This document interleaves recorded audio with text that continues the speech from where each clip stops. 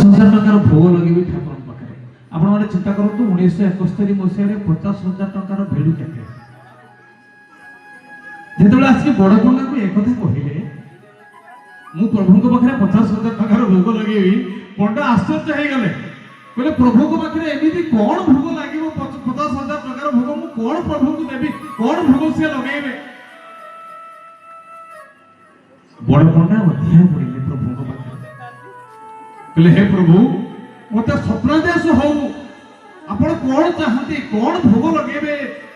ଏ ଯୋଉ ମାରୱାଡି ବ୍ୟକ୍ତି ଜଣକ ଆସିଛନ୍ତି ବମ୍ବେରୁ, କଣ ଭୋଗ ଲାଗିବ? ପ୍ରଭୁ ସ୍ୱପ୍ନରେ ଏତିକି କଥା କହିଲେ, ତମେ କହିବ ମୋର ଟିକେ ପାନ ଖାଇବା ପାଇଁ ଭାରି ଇଚ୍ଛା। ପ୍ରଭୁ ମୋର ରଙ୍ଗା ଅଧର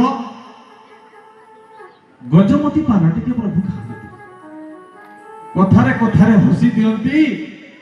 ଓଠ ତାଙ୍କର ଲାଲ ଦେଖାଯାଏ ବୋଲି ତାଙ୍କୁ ରଙ୍ଗା ଅଧର ବୋଲି କୁହାଯାଏ।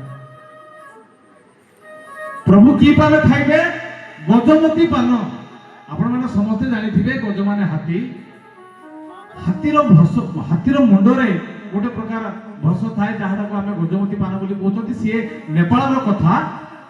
ନେପାଳର ରାଜା ଜଗନ୍ନାଥଙ୍କ ପାଇଁ ଦୁଇଟା ଜିନିଷ ପ୍ରତି ବର୍ଷ ପଠାନ୍ତି ରଥଯାତ୍ରାରେ।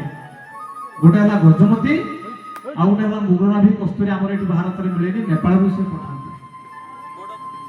ପ୍ରଭୁ ସ୍ୱପ୍ନାଦେଶରେ କହିଲେ, ଯୋଉ ଭକ୍ତ ଆସିଛି 50,000 ଟଙ୍କାର ଭୋଗ ଲଗେଇବା ପାଇଁ, ତମେ ତାଙ୍କୁ କୁହ ମତେ ଗୋଟେ ପାନ ଦେବେ। କିନ୍ତୁ ସେ ପାନରେ କଣ ପଡିଥିବ ନା ଗଜମତି ପଡିଥିବ। ସିଏ ଆଜ୍ଞା ଦୁର୍ଲଭ, ତାକୁ ବା ପାଇବ କିଏ? ପ୍ରଭୁଙ୍କର କୃପା ନହେଲେ କଣ ଗଜମତି ମିଳିବ? ସେ ମାରୱାଡି ବ୍ୟକ୍ତି 50,000 ଟଙ୍କା ଖର୍ଚ୍ଚ କରିଦେଲେ, କିନ୍ତୁ ଗଜମତି ପାନ ପାଇଲେ ନାହିଁ। ଏଇଥିପାଇଁ କଥା କୁହାଯାଏ, ଗର୍ବ ଗଞ୍ଜନ ନରହରି ଗର୍ବ ନ ରଖନ୍ତି କାହାରି। 50,000 ଟଙ୍କା ଯାଚୁଥିବା ଲୋକ 25 ପଇସାର ପାନେ ଖଣ୍ଡେକୁ ସକ୍ଷମ ହେଲା ନାହିଁ, ସେ ବମ୍ବେ ଫେରିଗଲେ।